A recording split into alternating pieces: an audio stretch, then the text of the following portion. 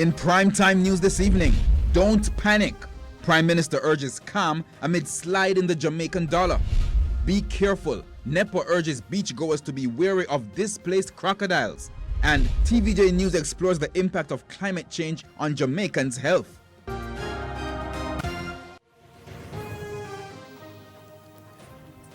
Good evening and thanks for joining us for Primetime News, both on air and online at onespotmedia.com. I'm Herman Green. And I'm Janella Precious. Also this evening, the top business stories of the day, and Andrea Chisholm has our preview. Andrea? Janella, from time to time we complain about poor treatment from insurance companies. Well, thanks to a new digital platform, it will soon be easier for policyholders to switch insurance companies. And I'll have more on that in the business day. I am looking forward to that, Andrea. From Andrea, we go to Karen for what's coming up in sports. Karen. Well, Herman, it will be a solemn start as they honor slain national player.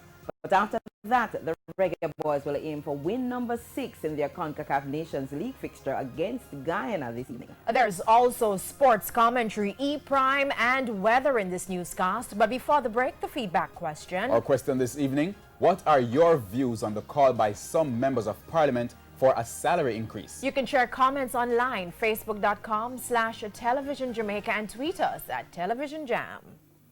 Please stay with us. Primetime News returns right after this break.